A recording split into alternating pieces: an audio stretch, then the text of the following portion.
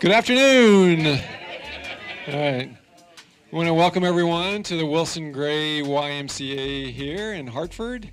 My name is Rex Fowler, and I'm the Chief Executive Officer of the Hartford Community Loan Fund. We're a community development financial institution based just down Garden Street, providing financing for a variety of purposes in the city, but especially for the purchase and rehab of property that needs a little extra love, we'll say. So, and I'm excited that our staff is here. I want to first off thank, especially from our staff, Dan Britton, who helped with a lot of the setup and coordination of logistics for this. Dan's in the back, eating some snacks. And I also want to thank sponsors. We got a number of organizations that pulled together and really help us pull off both this event, and want to put in a plug also for, we had a rescheduled last night part of our Butch Lewis Community Conversations series this year. We brought in Mrs. Shirley Jones, who's sitting here at the center of our panel. And Shirley, unfortunately, we had some flight problems getting her out of Georgia yesterday, so she wasn't able to make it in for our originally scheduled time at the library last night, where she was going to be a feature presenter. But Shirley's graciously agreed, and we were able to get the library tonight. So if you're around at 6 o'clock tonight, Hartford Public Library, downtown at 500 Main Street. I had the blessing of getting to spend a couple hours last night with Shirley, since I didn't have to take her to the library. We went out to Bears, had a little barbecue, and I drilled her with questions for a couple of hours. And I tell you, she has got an amazing story to tell, some which you'll hear today in this panel discussion. But again, I would really encourage you to come to the library tonight if you're around the downtown area, and that's at 6 o'clock again. Refreshments at 5:30. So, and help yourself to refreshments back here. Thanks to a number of sponsors who've helped us get not only Shirley here, but the members of our panel, who I'll introduce in just a minute. I'm just going to name off we have about 10 very gracious sponsors who've helped us put this together this year. The Catal Center for Health, Equity, and Justice. Hartford Listens, which consists of consultant Richard Frieder, who is here somewhere. So, and Richard's been very instrumental in helping us organize these events this year, and this is actually our third year to do the Butch Lewis Community Conversation. So Richard's been instrumental in every year putting this together. SynCap Credit Union, which is our North End Credit Union, we're very excited about. Community Solutions, we've got a bunch of folks here from Community Solutions. Why don't you guys raise your hand? Yeah, Community Solutions in the house. Hartford History Center, that's the History Center that's in Hartford Public Library. United Bank Foundation. Key Bank is one of our sponsors. The Betty Knox Foundation, I know Frank had it before. Here from the Betty Knox Foundation. Liberty Bank, also one of our sponsors. UConn. Hi, my name's J.C. McCauley. I'm Naisha McCauley, and you're watching AccessTV.org. Rounds out our sponsors. So again, a lot of thanks. If we can give a round of applause to our sponsors for this event and for tonight. Very grateful for their support. All right, I'm going to introduce our panel and our moderator now. And I'm not going to, we could be here for an hour if I told you everything about all of these infamous folks. But I'm going to kind of condense it. On the far end, we have Tony Hernandez.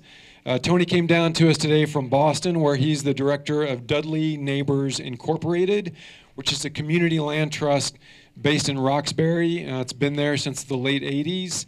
And Tony is actually unique in that he's also been a resident of the land trust, I think for 18 years, is that right? So Tony can also speak from the standpoint of a resident of a land trust. Master's degree in architecture. He's very involved in community development and housing in the Roxbury community, so we're excited to have Tony with us today. Sitting next to Tony is, probably needs no introduction, but Shirley Jones is a lifelong civil rights activist from Albany, Georgia. She served as Georgia's first African-American Director of Rural Development for the United States Department of Agriculture. You may have heard about her in her time at USDA in 2010. She made a lot of national news, was asked to resign from her position, and shortly thereafter, President Obama himself apologized and said, maybe you should have thought that one through a little bit more. That was in 2010. Shirley documents that incident in her autobiography, which is called The Courage to Hope. If you come to the library tonight, the Yukon Bookstore is going to be selling copies of Shirley's autobiography. I read it, and when I read it a few months ago, that's when I realized we've got to get Mrs. Sherrod here. That is a little blip on the radar. That incident she became famous for in 2010 is nothing compared to her life legacy of civil rights activism and all that she's done. She and her husband, Charles Sherrod, who was co-founder of the Student Nonviolent Coordinating Committee, or SNCC, helped start the original land trust model, which was called New Communities in Georgia back in the late 60s, is that right? 69. So Shirley has a wealth of experience that she brings to the table. Sitting next to Shirley is John Davis.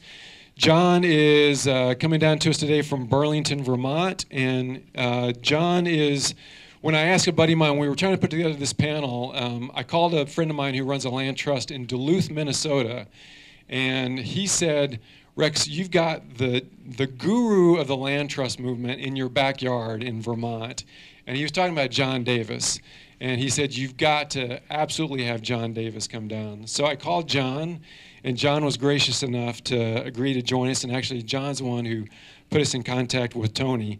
But I really think having Shirley's here is what brought both of them here. It wasn't so much my request. I think they just wanted to sit next to Shirley on a panel. To John's right and to your left is Laura Settlemyer. Laura's going to be moderating the panel discussion today. Laura is the executive director of the Hartford Land Bank. Oh, wait, I got that wrong. The chair of the newly incorporated Hartford Land Bank. She also heads the city's Blight Remediation Team. She's been here since 2016. Mayor Luke Bronin brought Laura here in 2016 directly from Detroit. She'd been working in Detroit, Flint, and New Orleans on issues surrounding abandoned, deteriorating, and foreclosed properties. And I can say this, Laura's been in the neighborhoods a lot in the last couple of years, and she has been a breath of fresh air to the residents and to the neighborhoods. I'm a resident of the Northeast neighborhood myself, and we have our share of blight in our neighborhood, and Laura's been really helpful in coming to the table and working with our neighborhood on trying to deal with that. So I'm going to turn it over to Laura. A few logistics. The restrooms you probably saw are out there to the left on this floor. What else? We're going to try to, Laura's going to kind of defer to the panelists initially, then she's going to engage in some questions, and then at the end of that time, we're going to open it up to questions from the audience. So if you think of something, a question that's prompted by the discussions with the panel, jot it down, keep in your mind, and then the last 20 or 25 minutes, we'll open it up to the folks here. Again, thanks again for coming. We're really excited to kind of start this discussion about land trust in the city of Hartford, and with that, I'll turn it over to Laura. Hello, my name is Digby Barnes. I am a member of the Youth Leadership Program of Hartford Communities That Care. We have been examining the intersection between education, poverty, violence, and trauma for the past 27 weeks and to develop policy and program recommendations. I served on the poverty work group, and the following is our recommendations.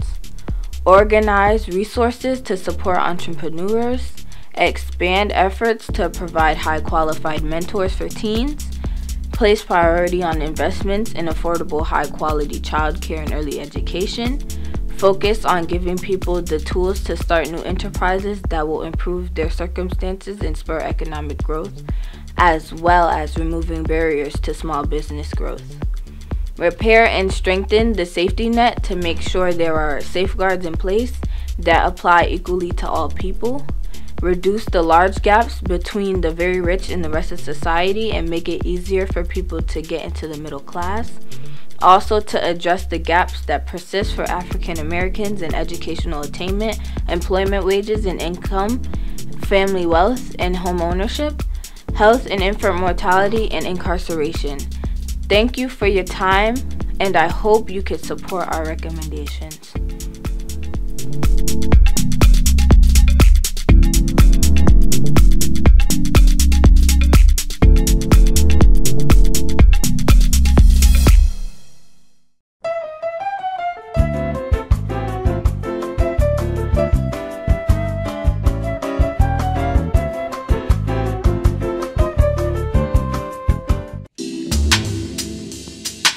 As Rex mentioned, we're going to hear a little bit from each of the panelists. We're also going to talk a little bit about what exactly is a land trust. What is it that we're talking about here today? And then I have a couple of questions for the panelists, and then we'll turn it over to you all, and we'll have about 20-25 minutes for audience questions. So with that, I'm going to turn it over to John Davis to kick it off and tell us what exactly is a land trust.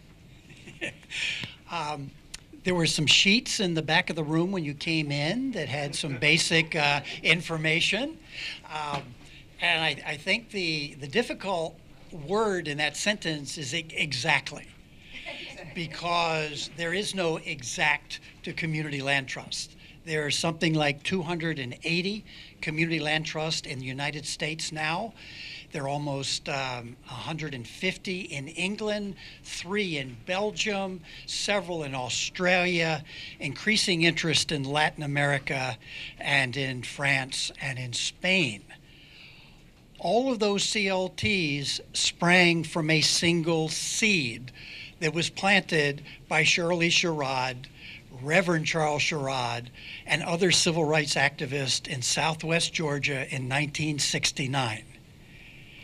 But as those seeds scattered and as they were adapted and adopted in different areas, the model took on a lot of variations. So let me say generally what a community land trust is. What most community land trusts would agree, yes, that's what we are. There are 10 characteristics that are on one of those sheets. I'm going to try to get it down to 3.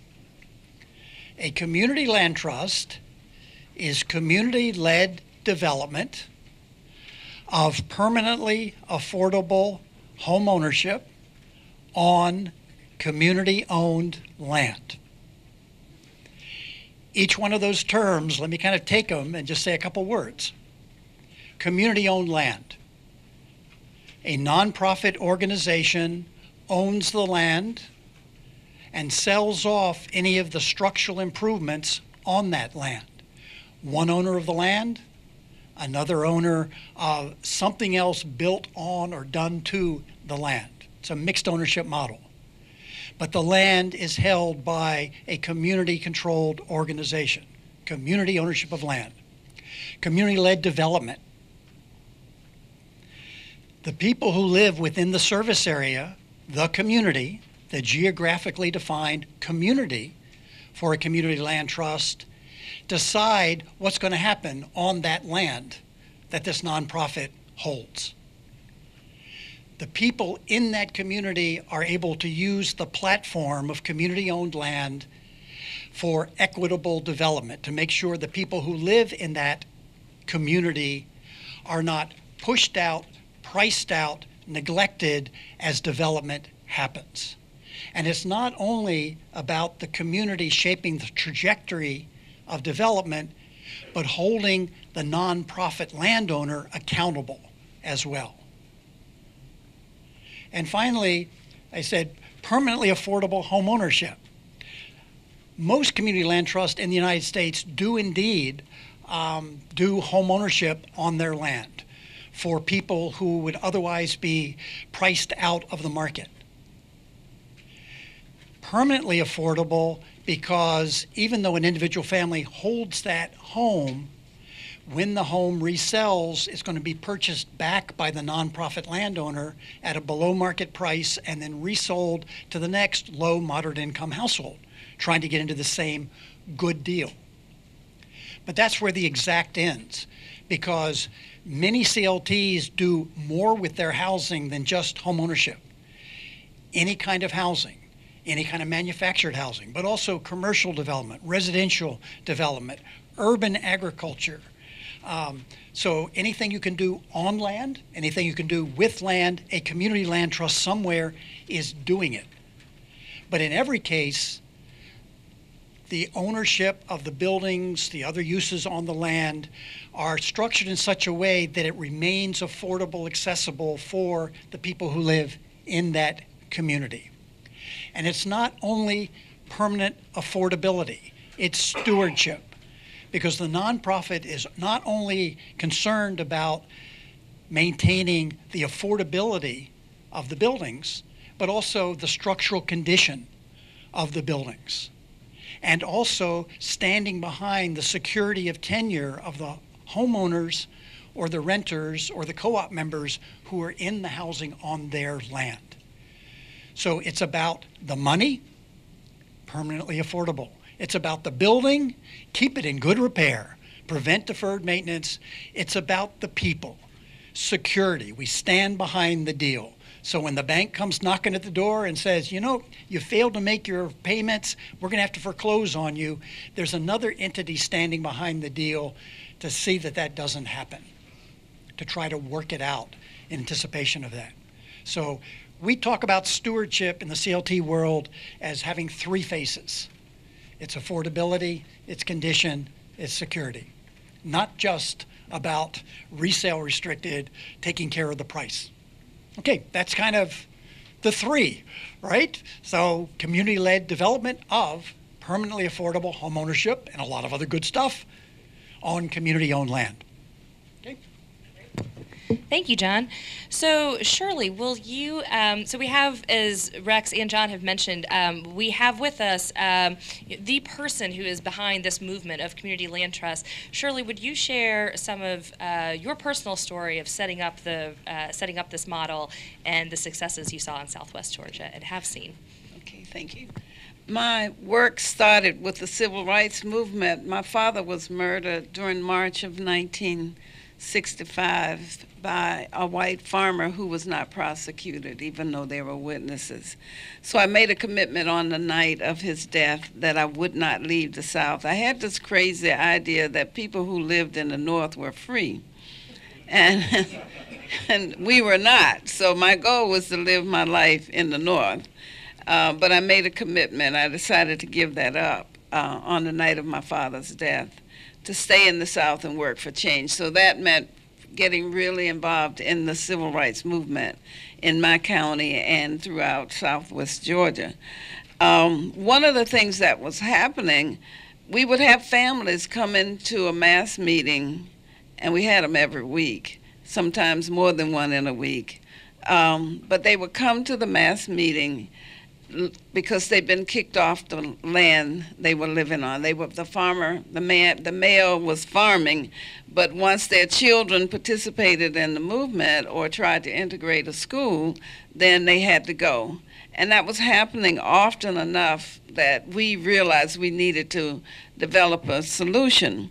So during June 23rd to July 7th, 1968, 7 individuals, actually 8 went, because one man took his wife along with him, traveled to Israel. And I'd just like to share with you the summary real quick of that report. They spent 2 weeks there.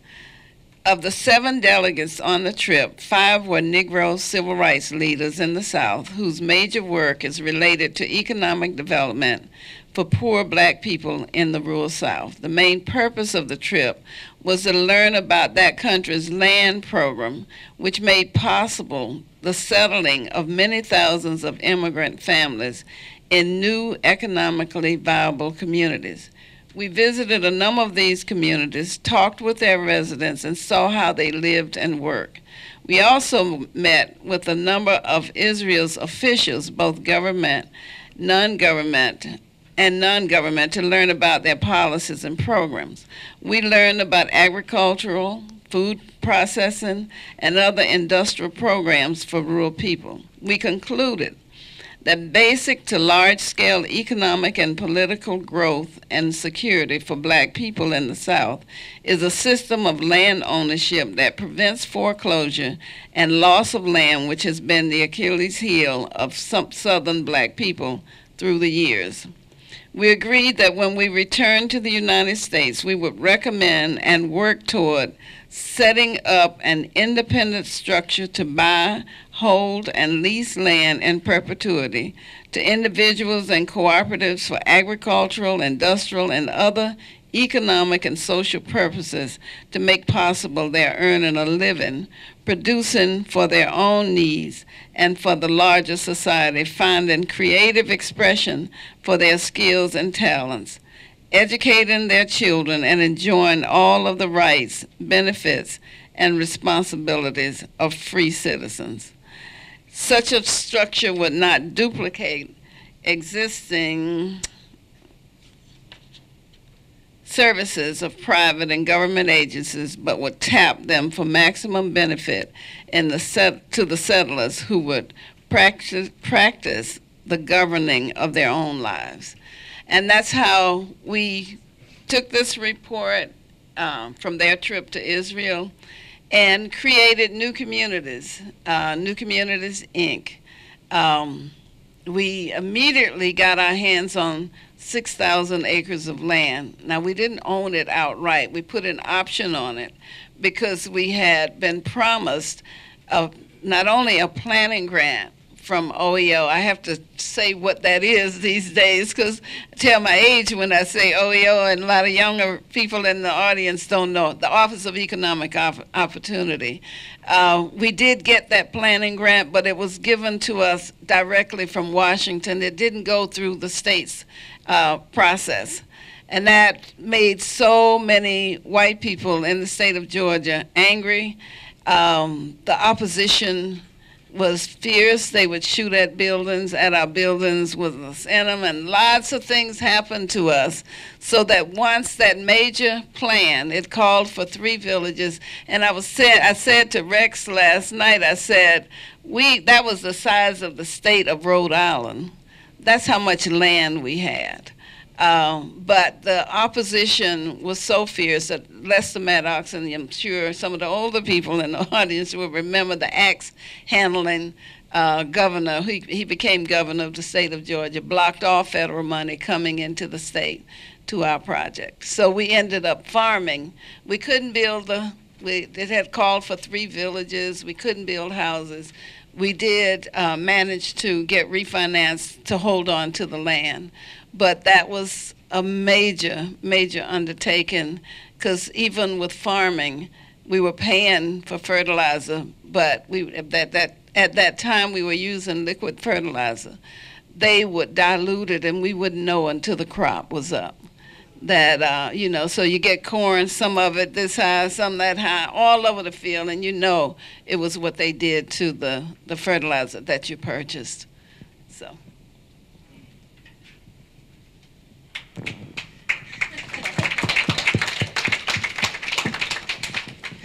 Thank you for sharing, Shirley. Tony, we'll move to you to talk a little bit about the work that you are doing in Boston and share your personal experience working with the Community Land Trust. Okay. Hi, folks. I'm going to try to remain calm, cool, and collected because I am sitting next to a legend in this movement that we're talking about today. I admitted to her, and I'll probably admit it before she leaves today, that I'm a little starstruck, right? Again, my name is Tony Hernandez. I humbly serve as director for Dudley Neighbors Incorporated Community Land Trust in Boston, Mass. I came here from Boston. Sorry to any Yankee fans in the room. You guys got whooped last night by the Red Sox, 14-1. I always got to do a nudge if I'm anywhere near New York or in Boston, so I still got love for y'all, but y'all did get handled last night. I had to throw that in. Laughter is medicine, so it raises the comfort level. I humbly serve as director for a Community Land Trust in Boston, an organization called Dudley Street Neighborhood Initiative that started back in 1984. and it was a group of residents that decided to come together to fight against an underinvested neighborhood. The neighborhood that we live in now was a very underinvested neighborhood. There were empty parcels of land. There was illegal trash transfer stations all over the place. There was, folks were burning the homes to collect on the insurance and take off from the neighborhood. So it was a very, very underinvested neighborhood. Residents decided to come together and create a visioning process for the neighborhood. And if you watch the documentary called Gaining Ground, it'll give you the full story of who we are as an organization and where we started. These residents got together and decided to command the attention of the mayor at the time, and not only go into that administration's office and say, we want you to do something about our neighborhood, but we want to have some voice and control over what happens with our neighborhood moving forward.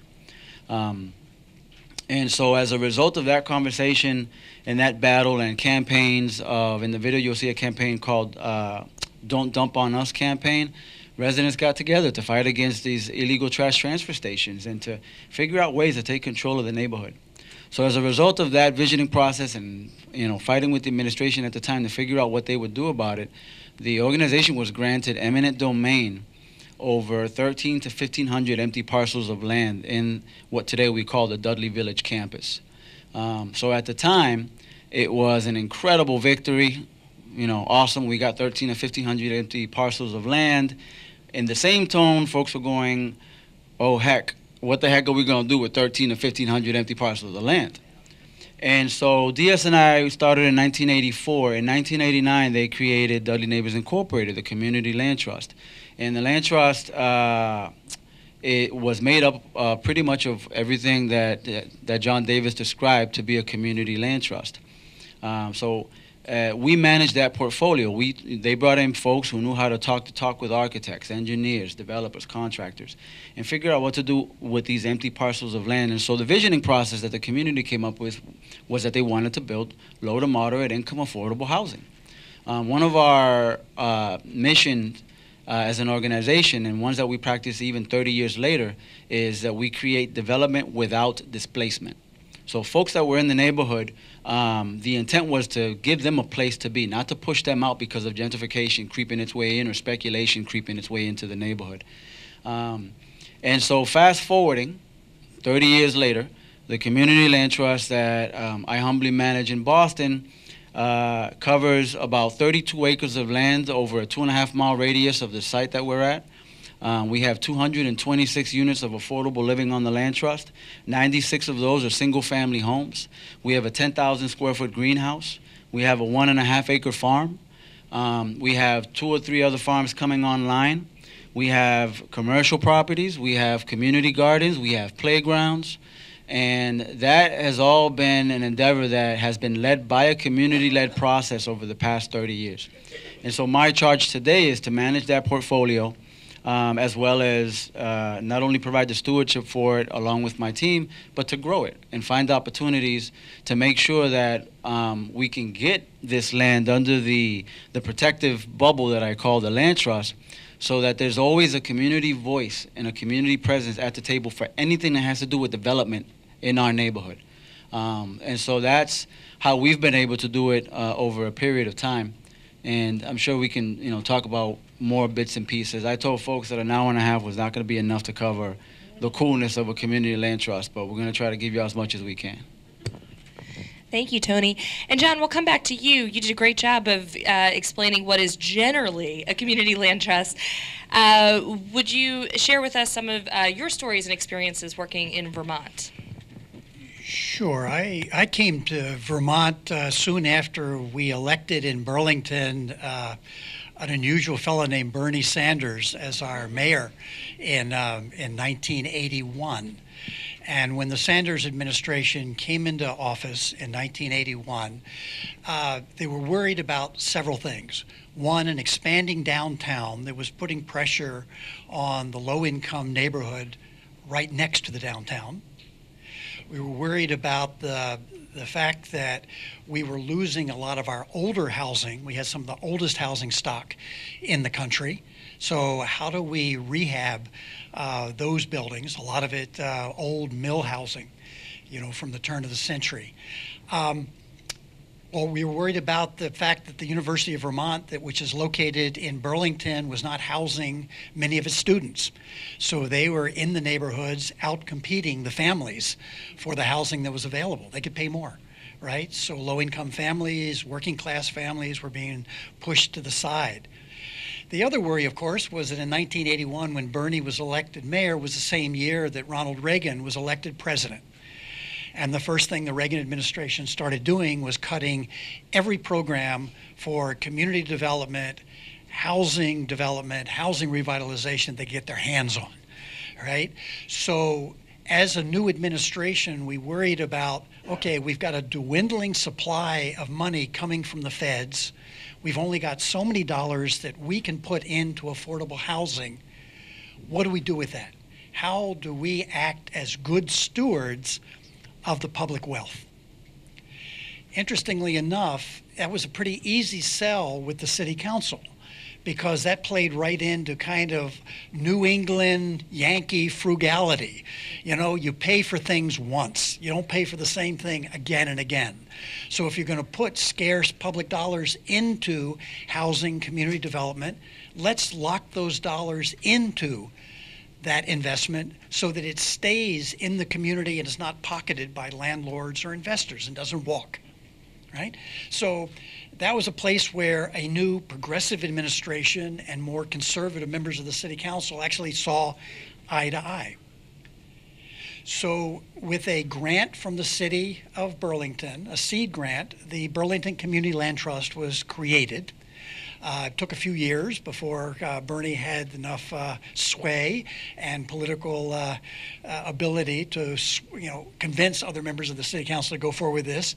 So about 1984, the city government seeded the Burlington Community Land Trust, and at the same time enacted a new policy for all public investment. We said, as a city, that we would no longer invest any of our public dollars in anything unless it remained permanently affordable. No more housing rehab, no more housing development, no more down payment assistance unless it went into housing that remained affordable forever. We started out with the Burlington Community Land Trust thinking we were going to serve the missing middle. We were going to serve that population between 60% of area median income and about 100% of median income that no other social program served. And we were going to do it with home ownership because that's what people wanted. They wanted home ownership. So we set up our community land trust in 1984 thinking that's who we're going to serve, and we were only going to do home ownership in single family detached houses. Well, after a few years, we said, we're really not serving enough people and it's costing us too much, so let's try doing some condominiums. And then after a few years, we started doing co-ops. And then we started doing rental housing. And then we started doing commercial development and mixed use development where the housing was on the upper floors and the retail was on the ground floors. So we started out thinking we were going to do one thing, ended up backing in to doing a lot of other stuff because this is such a flexible, versatile tool that you can do almost anything with it. Today, the now what's called the Champlain Housing Trust has almost, at the end of this year, we will have 3,000 units of housing in our portfolio. Home ownership, co-ops, condos, duplexes, SROs, we have a homeless shelter, we do a little bit of everything. We've got, about 20,000 square feet of commercial space, and we've got daycare centers, and we've got, we got retail space, we got a credit union on land trust land. So we do a little bit of everything. And now we no longer focus just on Burlington. We've also expanded to a 3-county area. So some of our people who start out in Burlington now move into a CLT home out in a more affluent suburb because that's where they'd rather live. Others stay in their homes in Burlington forever. Others sell their land trust homes, sell it back to us, and use that as a springboard to get into the market. 2/3 of our homeowners, when they resell a land trust home, are able to take their equity and jump into a market-priced home after living in the land trust for roughly 5 to 7 years. Let me start with that. That sounds great. Thank you. So we've heard some stories about how this community land trust model is a nimble tool that can work to do a couple of different things. But I think some consistent themes that we're seeing develop already is this idea of community-led development and development without displacement, and doing development while building equity and creating wealth for existing residents in a neighborhood or a community. I wonder if each of you would share a story about one household or a couple of households that have experienced the benefit of purchasing a home in the land trust model and what they then went on to do after the land trust, which is not to say that everybody who purchases a home in a land trust has to cycle out at some point. There is the option to stay. Tony, I know you have a story about one resident who is determined to stay. She loves her home. And so, Tony, we'll start with you on that question. There's so much that I want to tell you folks, but we don't have enough time. I'll share my story. It has a warm and fuzzy beginning, and then it has a really blessed ending to it. So other than serving as the director of the land trust, I don't know if folks have seen that hair commercial where the guy says, "I'm not only the president, but I'm also a client." I not only serve as director for the land trust, but I own a home on the land trust. I bought my home in 2001, and the warm and fuzzy part about that story is that I brought, when I went to go look at the home to determine whether I was going to make put a purchase on it, I brought my mom and my dad to the house to look at it, and I said, look around, tell me what you think of it. Should I pull the trigger? Should I get it or not? And so as we walk around, I finally come back to them, and both of them have these big Kool-Aid smiles on their faces, and my dad looks at my mom and says, "Do you want to tell them?" So all of us, I get scared. I'm like, "Well, tell me what, right? What are you guys trying to tell me?" She says, "Well, you don't know this, but when your father and I came from Puerto Rico, and our families, each of our families moved to this neighborhood, your father pursued me for years. I wanted nothing to do with him, but ultimately he won her over. They got married. They had 3 boys. I'm the oldest of the 3 boys. But when they came from Puerto Rico, my mom lived in a triple-decker yellow house to the right of my home, and my dad lived in a brick building to the left of my home." And I said, "You guys are kidding me. You can't make this up." But I'm like, "You guys are kidding, right? You made this up."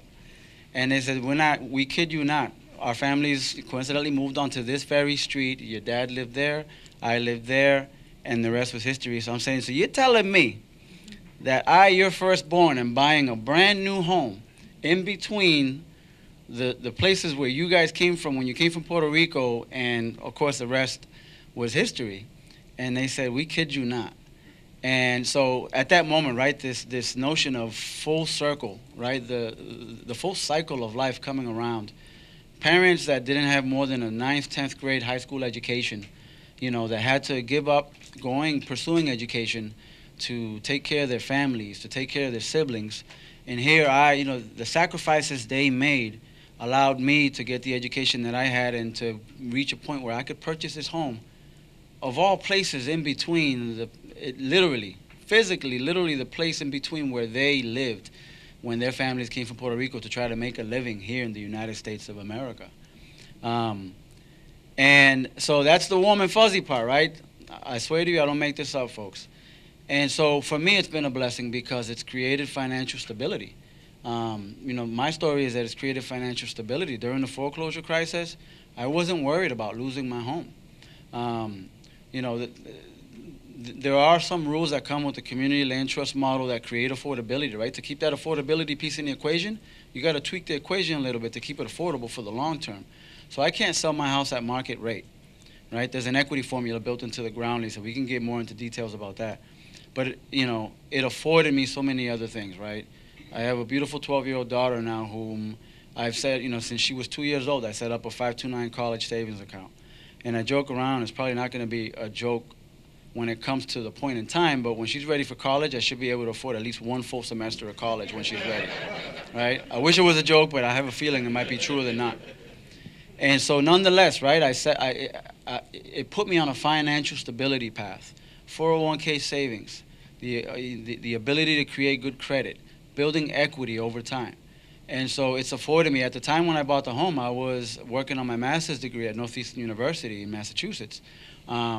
And, living off of peanut butter and jelly sandwiches for a year, because as a grad student, you don't have money to buy, anything more than that. And so while I was doing that, I was crazy enough to, win the lottery and have an opportunity to purchase this home. And so it's created financial stability for my family, for me, for my daughter. If at any point I decide to move on, I can pass it on to family. I can leave it with family. And so the sacrifice that my mom and dad made in giving up, what careers they could have possibly created to take care of their own families and for me to produce what I have so far is part of one of the success stories that the community land trust model can create. I don't think I would have been on this path because I don't think I would have been ready to jump on the market rate purchase at the time. The community land trust model allows you to just buy the home while an organization owns the land that the home sits on. And what marries the two is a covenant called the ground lease. And we can get into more details about that. But that opportunity was afforded me, and so, right, I drank the Kool-Aid 18 years ago, and here I am serving as director for a community land trust because I believe in it. I believe in it, and so on occasion I'll take off my director's cap and put on my homeowner's cap and say, no, this ain't rocket science. It can be done.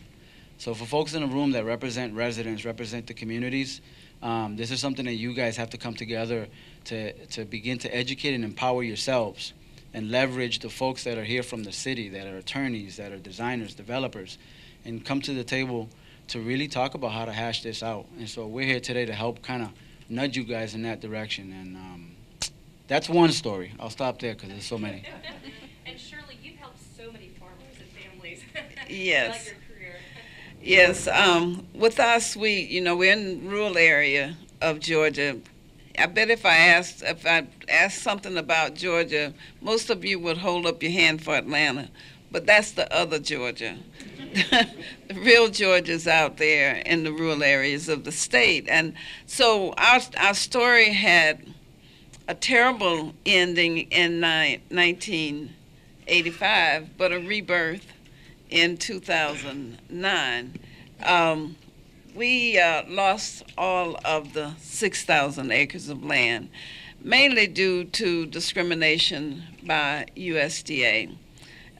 In fact, they took our land that was worth, and our assets that were worth about $4.5 million, and sold them to a rich guy out of Atlanta for $1 million, and then turned around 3 weeks later and let him borrow $950,000 of that, and he wasn't even eligible. $950,000 would have set us really in good shape, and they refused to offer the service and options to us that should have been available to us at the time. The new owner came in and took a bulldozer, and just dug holes and pushed all of our buildings over in them to get rid of every trace of us. So so 1985, we were out of there. But there's something called the Pickford case with USDA. It's the black farmers lawsuit. Now, by that time, 1997, 99, I was busy working and helping farmers throughout the South with the Federation of Southern Cooperatives, and black land loss was a major issue for us.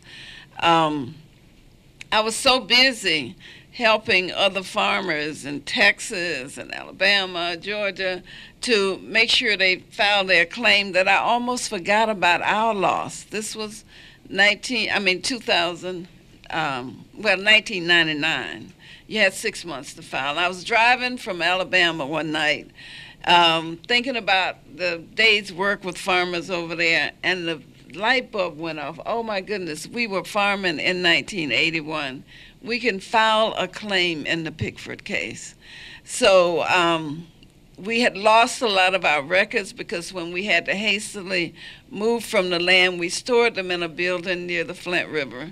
Of course, there was a major flood in 1994. Everything we had there was lost. So my husband spent days and weeks in the courthouse in Lee County, Georgia, looking through gosh, I almost said what the record was. But anyway, what we found is that USDA was giving loans to people like the Mellons, who own the 25,000 acre plantation, the Olin. I'm talking about these big families that own all these plantations down there, while they were denying those same loans to us. So we stated our case and our claim. And if it could go wrong for anybody, it would always go wrong for us. It took 10 years to get justice in this situation. Just to give an example of some of the stuff that was done to us, the lawyer who was working for the U.S. Department of Justice, the United States Department of Justice, she was so incompetent. And our lawyer just kept commenting on it. We didn't know until 2 years after our hearing. She wasn't even a lawyer. She had moved on to California. Someone there saw how incompetent she was, and finally a background check was done. And she had been working for the Department of Justice and wasn't even a lawyer.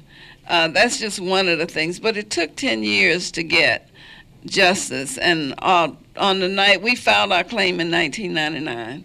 The night of July 8th, 2009, we received a call from our lawyer saying we had won.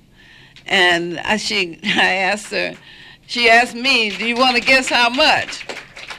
I said, is it at least $1 million? She said, no, it's 12. So we've been able to continue with the dream. We have more land now. We even bought, we didn't know that it was a slave-owning plantation. But this is how good God is. Amen. The previous owner was a rich man. And to give an example, that antebellum home on the property, he spent $3 million just restoring it.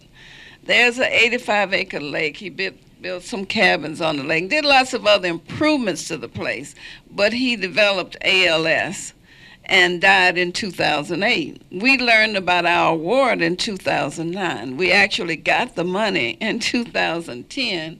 And one of he was a young boy growing up on the 6,000 acres, but we lost that. He works for FedEx. He had been delivering packages out there and knew this land was on the market. So we went out to look. When the previous owner died, in fact, he developed a system for paying for fuel at the pump. So when you use that card, that was his invention. They put it on the market for $21 million when he died. Okay, we learned about the award in 2009. The spring of 2011, we are out there looking at this place. And the salesman who drove up from Tallahassee, Florida, said, just put an offer on it. They had decreased the price from $21 million to $6.9. And said, just put an offer on it. And so my husband said, well, see if they'll take $5 million. They let us know the next day they would take $5 million. But we were also looking at some other land, and we got a consultant to come in to help us make a decision between the two. He said, you have to get Cypress Pond Plantation because of all of the improvements. He said, but you can get it for less than $5 million and make them include the equipment. Now, I just told you he spent $3 million restoring that antebellum house. That's about 13,000 square feet. We got everything for $4.5 million. We tried it. We have a major master plan. We do lots of training out there with younger farmers in the area. We've had what we call Blessing of the Land ceremony, where we brought every ethnic group we could find in the area together to do their blessing ceremonies is so educational. In fact, the Lower Creek Indian chief suggested that we should bless each area, because in the planning we came up with the wooded area to preserve, the farming area, and the area around that house called preserve farm culture. So she said you got to bless every area. So it's been so educational. People want us to have that transition into a cultural festival. I could tell you so much, so I don't want to talk too much. But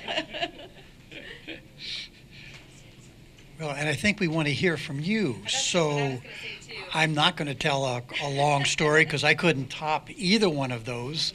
But I will tell you, if you haven't already seen Arc of Justice, it does tell the story in a shorter form and a pretty powerful form about the loss of the land and the rebirth of new communities.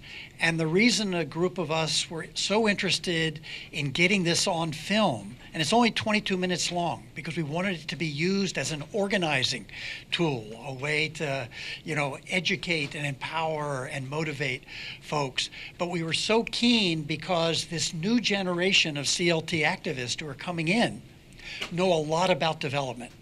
They know more about than I knew when I got into this. They know a lot about the law. They know a lot about zoning. But sometimes they forget where it came from. And they forget the values and the history of struggle that gave birth to this model. It didn't happen in an academic setting. It happened in the middle of struggle. And we wanted this new generation to know, what is the C in CLT? And what are the values? And who are the pioneers whose shoulders we stand on? Because we have to acknowledge that we owe a debt to those people who did it first. So if you haven't seen Arc of Justice, I recommend it. Great. Okay, so with that, do we have any questions from the audience?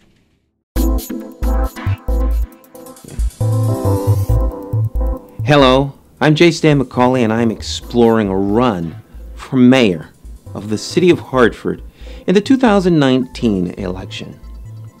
It's undeniable that Hartford has many challenges. However, I believe that our residents are our strength.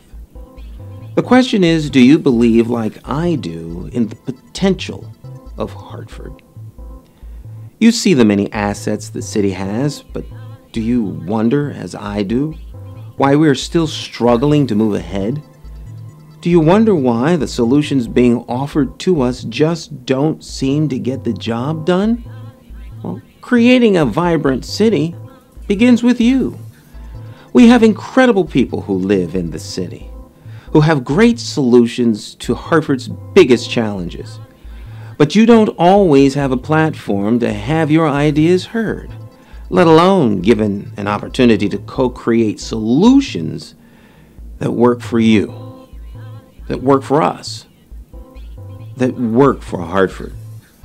Hartford's journey will be bumpy, and we'll continue to face highs and lows that challenge us to work smarter and come together as a community that is willing to capitalize on the power of our collective diversity of thought. The challenges facing Hartford will require each of us to act, whether in small ways or big ones. If you're with us on this journey, give me a call at 860-944-9797 and host a listening event for me. Invite a few of your friends so we can explore the possibilities together for a better Hartford.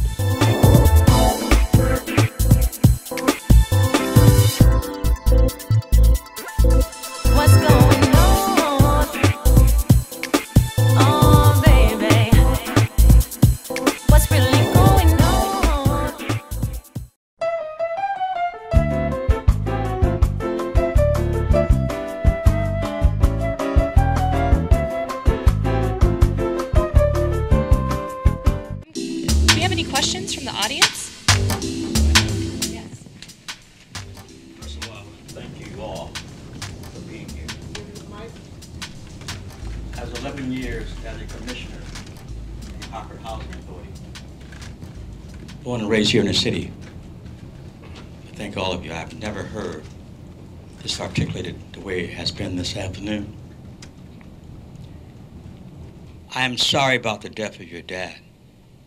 But I'm glad you stayed there in Georgia. Because you were coming here, you thought that folks up here were free.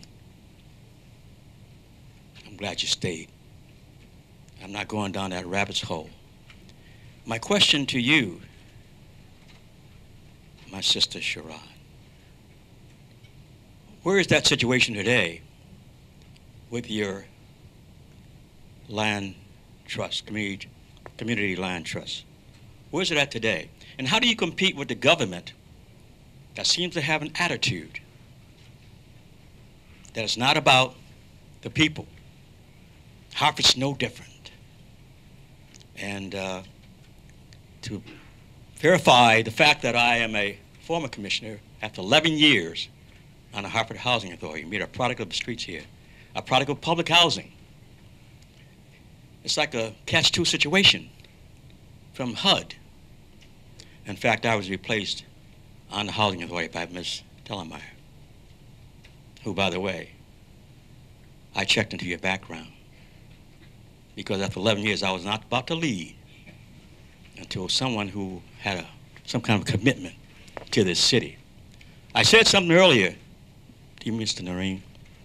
Something similar to what you're talking about is down at Sheldon Oak because of an activist whose name is Bernadine Silvers.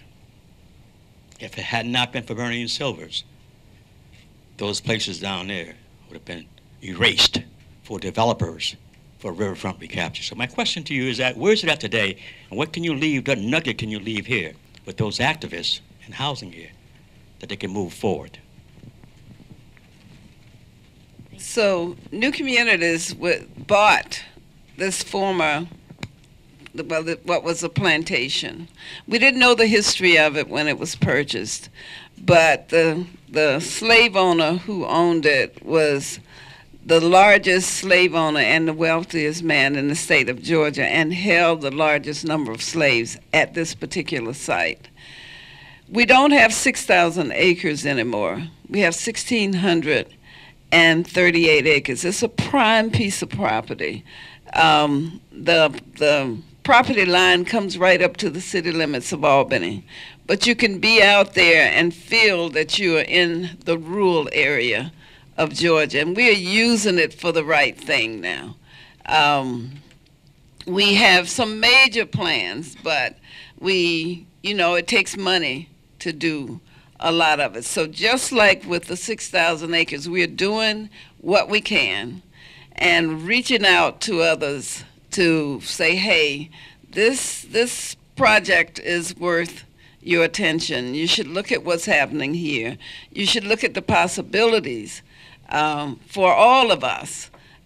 We get lots of visitors because hearing that it was actually a slave plantation. People want to come, they want to see, they want to be on those grounds. And I can tell you there's an area, every time I ride by it, I just get a funny feeling, and I said, something happened there. Something happened to a slave at that point. But we're trying, we have a major master plan. We spent quite a bit of money pulling that together, but it takes money to implement. We're holding on to that land. We're expanding the farming operation. We're training other young farmers. Other questions? Hi, Christian Rain. I have a couple questions. One is, Mr. Rod, the USDA has a homeownership sort of program. I don't know if you were involved with that, and could you speak on that? And I also have a question with the land trust. Does that model work better with a contiguous piece of property, or could it work with just separate parcels? So yes, USDA does have a housing program. It's under rural development. But I just want to tell you a little something here. When my father was getting a new home built just before he died, he was told a black man couldn't borrow the money to build a brick home, which is what he really wanted. He only lived in the house 1 week before he was murdered. But then you fast forward to 2009, and the Obama administration chose me as State Director for Rural Development and Housing. That program is one of the programs that I had to deal with. So I actually got a chance to direct the program. Would have been the 4 years, but not if it had not been for Breitbart and the stuff that he did. But yes, there's an excellent program that's based on population, but it's the Rural Development is the only agency that can build a whole city. So housing is just one part. Sewage is another part. Schools, you name it. The funds, if they don't, they're trying to do away with rural development and USDA, but the funds are there to build the whole city. So you, as I said, very low income people can get a 102% loan through USDA. You can buy the land, dig a cesspool, a well, build a home, and all of those costs can be factored into the cost of the loan. So that's why you can get a 102% loan, but it's based on more rural than urban. The answer to your question about where community land trusts can work, yes to everything you said. It can work out in what I call the boonies, out in John's neck of the woods, and areas like that. And then in Dudley, we're right smack in the middle of the city. We're like a hop, skip, and a jump away from downtown. And so it is possible to do it working with other neighborhoods that don't have contiguous parcels of land. And so it's kind of spread out. So long as you execute the right organizing, right? So if you establish an organization that is able to organize it appropriately and bring ownership together to the table, bring the right people to the table to take advantage of folding these sites under the dome that I call the community land trust model, it can work. It can work anywhere. And so I think it's harder to work in smack in the middle of the city. Right now we're dealing with a development of a number of new stores that were built less than 5 minutes from where we're at. So folks are like, Tony, there's this gentrification monster coming this way. What are you thinking of doing about it? Well, we're going to stand our ground, right? We have these sites. We're going to continue to look for sites and figure out how to work with the city, how to leverage our attorneys, how to talk to banks on capturing more parcels of land so that we at least put it under the protective mechanism that is the community land trust model, and then go through the community process of determining what happens with that site.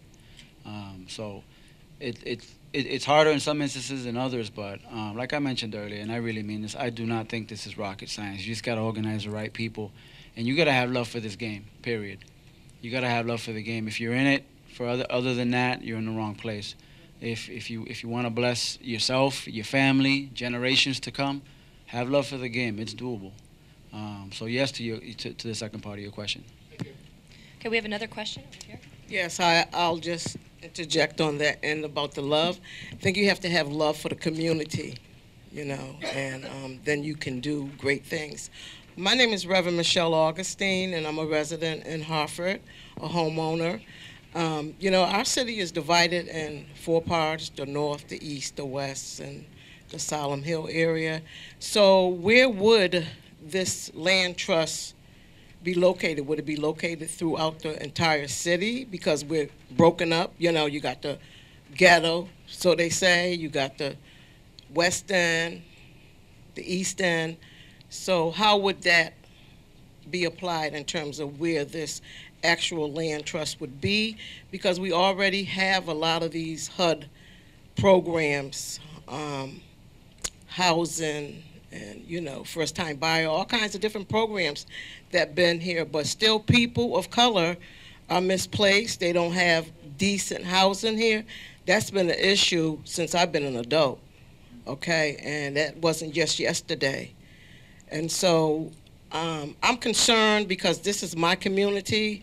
I was born and raised here, and it's really sad when I come out my house and see what's going on, because people kind of almost lost hope because they don't have a decent place to stay or a decent job, good food. So what I'm hearing is that this is something kind of like eternity. It's permanent. It can't change. And we are going to get the right people that going to be truly invested in Hartford. So I'm going to take the question just on the Hartford piece, and then I'll turn it over to the panel to talk a little bit more about that. Are we talking about a permanent thing, and to get into the details of the tool? So with respect to Hartford, just wanted to clarify a couple of points. So as Rex mentioned, I'm the chairperson in my capacity as Director of Blight Remediation of this new Hartford Land Bank that we have created. The land bank is not a community land trust. The land bank is a public entity that is designed to devise strategies and target blighted, vacant, abandoned, foreclosed properties and get them back into productive use. The reason we're having this conversation about community land trusts is that one of the commitments that I've made to the City of Hartford, and I keep making to the City of Hartford, is that when we talk about blight remediation, we're not simply talking about blight elimination. We're not simply talking about tearing down a building or slapping up plywood on a building and mothballing it long term. We want to address kind of the full cycle of what's the cause. Was there a foreclosure? Why was there a foreclosure? What's the issue preventing rehabilitation? And what's the end use of this property? What does the community want this property to be? And in some instances, what does the homeowner or the property owner want the property to be? And so the land bank is created to help answer some of those questions with the blight piece. The Community Land Trust is not a HUD program. It's not a city program. It would be a program that community residents decide that they want and create for themselves, and we are certainly here to provide the support to help residents set that up. But it is about community-led, resident-led development in their neighborhoods. So. Hey, Laura, can I say one thing? Just one thing. Just one thing. I checked your background out. Was it good? No, very seriously. I'm not going to go to the Rockers hold down. I noticed now. I truly supported you. Oh, well, thank you. I read your background. You're in the right place at the right time. Oh, well, thank you. Thank you. Okay. Well, thank you. Thank you. That means a lot. Next question. Thank you, Laura. And Ms. Sherrod, first of all, we just want to give honor and respect to your father's sacrifice and the legacy that led you to blaze the trail that you did. It's truly an honor to be speaking to you right now. And first off, I just want to let you know, I'm mad my daddy came up here from Southwest Georgia. And I'll just use the word, my peoples are from Omaha, Georgia.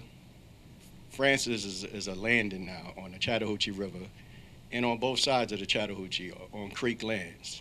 We were in slavery down here. On the Bradley Plantation, which Bradley is a big name down here, and the Stafford Plantation. So I identify with everything you were speaking about, and but one thing I realized about the people that came up here from down there went through another form of oppression, a much more sophisticated form of oppression that has lasted and weaved its way through the generations and exists today. I work at Community Solutions, developing a Swift factory, a $35 million project in our neighborhood. I'm from here, born and raised here. I have to learn my way through the natural activities of being here and enter rooms at every level of institutions in society. But when it comes to engaging my people, that's my goal, community engagement. The thing that I worry about is over the generations, we've had war on poverty, the war on drugs, the war on everything other than calling it the war on our people. And people have insulated themselves from the attack. So when I go and knock on doors now, it's like, what you want? And if I'm talking about community land trusts, which I'm learning my way into knowing what I'm talking about, I'm glad that I can socialize the idea to our experience as Africans and descendants of Africans in America. But my question is, because I look back and we have this misconception that the civil rights movement was this mass movement that everybody was kumbaya, everybody on board with, and it was much like it is today. Very small groups of people setting examples. Everybody's busy now. They're distracted. You call them, text them, email them. It's just a game everybody plays, and we miss each other. So my idea is to knock on the doors and do the trench work and see if I can build a leadership team that can come out here and exponentially grow through weak ties. I just want to ask you, what was it really like trying to get that thing, as far as the people you were trying to serve? And did you have different levels, like poor people, middle-class people, that could qualify for it? Because one of the major obstacles for trying to get services for homeowners in our neighborhood is the AMI. It's almost as if you make enough money to actually own a home, you can't get these services. And the people who do qualify for these services, not a lot of them own homes.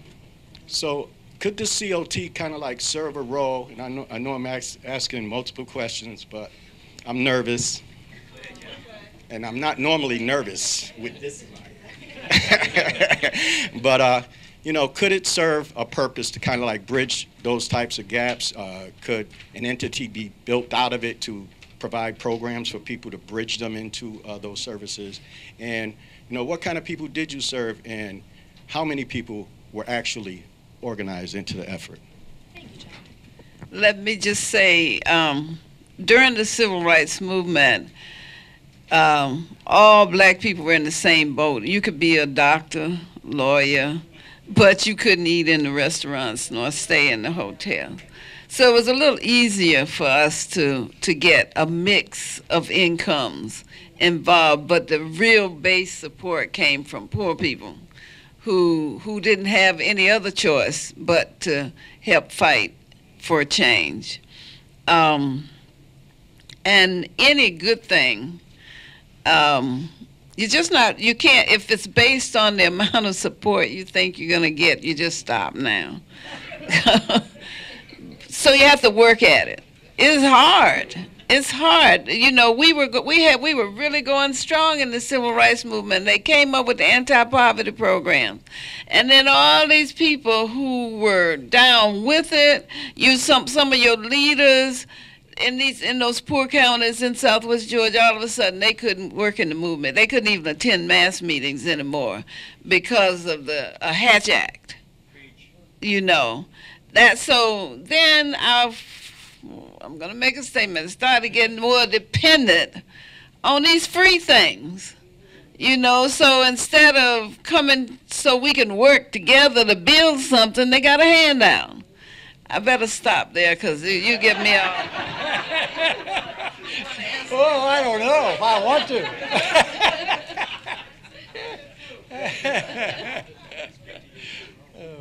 He asked the question of, what was the rest of it?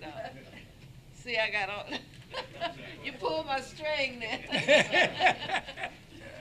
Were there a lot of people, as far as the CLT is concerned?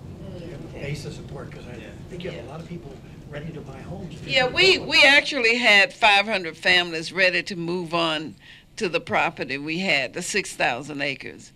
And there were more who were interested. Even as I was telling them earlier today, back in the day, you'd have these insurance people going from house to house, taking all these black folks' change for no insurance, really.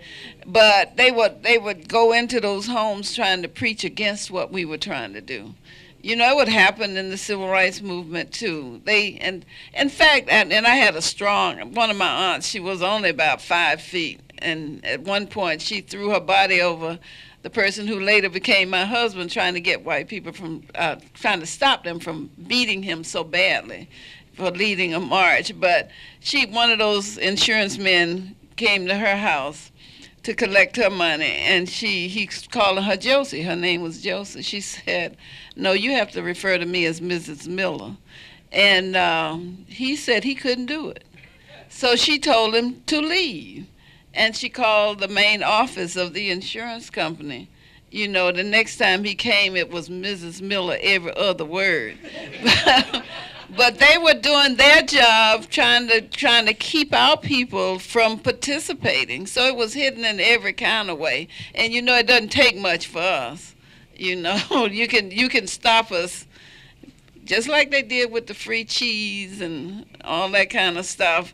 You know, all of a sudden our people couldn't. They were producing their own food and living off the land, and all of a sudden you can't do that anymore. Now I'm so impressed with these folks in the city growing all this great food. You know, I just think it's admirable. We need some of those skills out on the, you know, on the land, because we still have a lot of land owned by black people. You know, it's in different states because you have air property and then, well, don't let me get, but anyway, yes. Well, and in the cities, remember we had, before the Great Recession, we had a lot of property in cities owned by people of color. And who were the people who were hit the hardest in the foreclosure prices? It was people of color. So we spent all this time and we made all these promises helping to boost people into home ownership who had traditionally been excluded from the market, and they were the first people to lose their homes and to lose their land.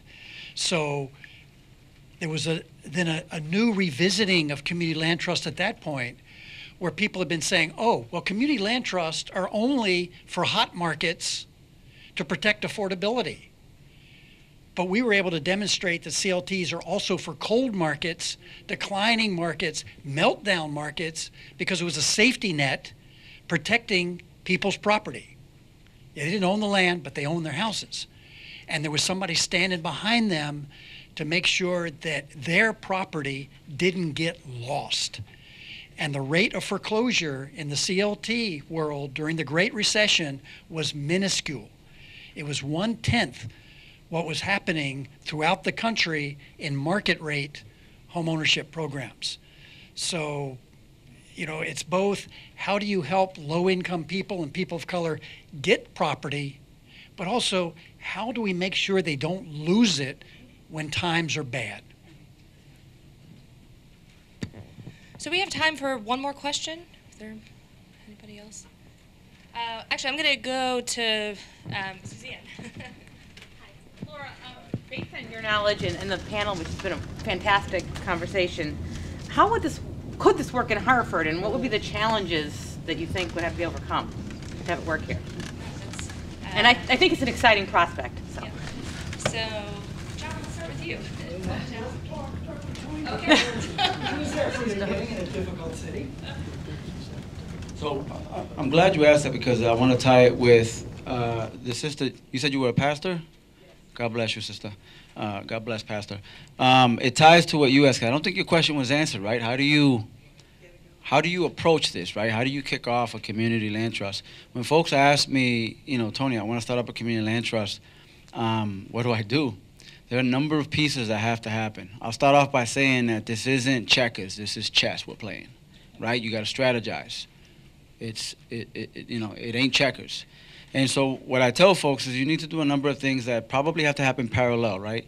Residents need to get together, need to create a force, a group that begins to create a visioning process around what you want to see happen in your neighborhood, right? You might like the land trust idea, you want to initiate one. Begin to think about a group coming together that may want to actually establish a 501c3 community land trust. There are organizations in the neighborhood that you might be able to reside under their umbrella to establish a community land trust. Two, you have an incredible asset in Laura right here with the Blight, land banking piece of it. You have an asset with her in figuring out. I tell folks, all right, you see empty parcels of land in your neighborhood. A few questions, right? Where are these empty parcels of land? How many of them are there? Who owns them? How much do they cost? Where are you going to get the money to buy it? When you buy it, what are you going to do with it? There's a number of things that have to kick in once you even go that route. And so you want to begin to have conversations with the elected officials. How can elected officials get the city to allocate funds to support this movement? How do you get attorneys involved so that they can produce the legal documentations you need to establish these organizations? How do you educate the banks so that when homeowners are ready to purchase a home, banks are ready to give competitive rate mortgages to allow them to buy? You guys, there are a number of pieces that have to happen parallel. And so the organizing piece has to be one, right? You have to educate and empower the residents. You want to bring city folks to the table to have the conversation with you about what your visioning process is to establish a community land trust, right? And then do the recon, understand what's available. What sites are you talking about? You mentioned, there's a northeast, west, south area. There is no direct answer to your question. For me, what I tell folks is, what's the best way to take a bite into this thing, right? You look at it and you kind of go around it, and you got to figure out, where do you take that bite? Where's the best place to take a bite? Where's the funding maybe best allocated to support a particular area, right? Or where's the biggest community resident engagement really coming up and about to really strengthen this movement? So there are a number of ways that you can come at it, but having that conversation is the first piece, is working with all these folks that I just mentioned, and leveraging.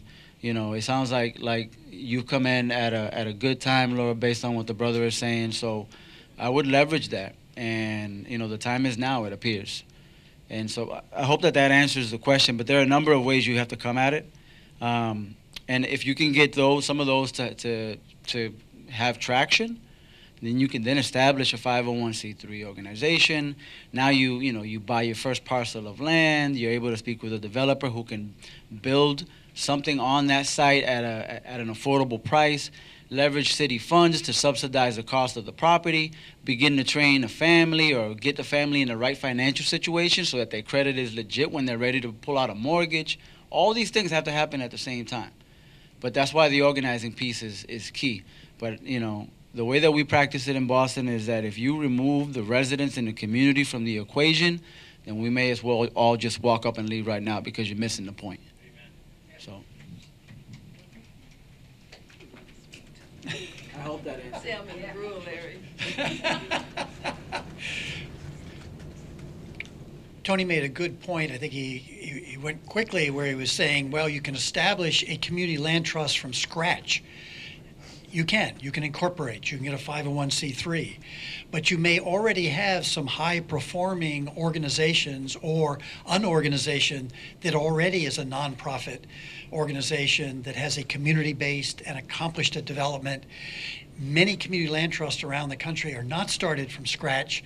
They are grafted onto an existing organization, either as a subsidiary, an internal program, or as a spinoff. They're incubated within an organization and then spun off after a couple of years. Every CLT around the country, as they're getting started, has to answer some key questions. And it really kind of almost like a journalist writing an article, right? It's who, where, what, and how. Who do you want to serve? We decided in Burlington it was going to be the missing middle. You may decide somebody else as your principal beneficiaries. You've got to decide, where is your community? How big a service area? Do you want to concentrate on one neighborhood, multiple neighborhoods, county-wide? CLTs have done it many different ways around the country. What do you want your community land trust to do? Is it home ownership? Or in some communities, maybe it's not housing at all, it's commercial development, job creation, incubator space for startup businesses. What? The function. And then how are you going to get the land? And that's where this lady comes in. Because one of the things happening around the country that I think is pretty exciting is the marriage between municipal land banks and community land trust. Because public land banks have a problem. It's a disposition problem. What do we do with the land once we've cleaned it up, cleared title, and we're ready to put it back in the market? Land trusts have an acquisition problem. How do we get the land into our portfolio in the first place? Each one of these organizations can solve the problem that the other one has. So I think there's some exciting things happening around the country where land banks and land trusts are trying to figure out how they might work together. You may have that potential here in Hartford. But I think that Shirley should have the last word, not me. As I said earlier, I am so impressed with what's happening in the cities. I've spent all my life in the rural areas of the South working, but to see the farming that goes on in these cities, I need some of that expertise down there on the land we have. But to see what you're doing, I know that I've seen, I saw the Dudley Street and film and was impressed. And we had Gus Newport on our board for a while, and he helped with the Dudley Street project. But y'all can do it. You can do it. Your people live close enough together that you don't have to ride miles from one house to the next as you're doing the organizing. I'm just impressed, and I say go do it. Amen.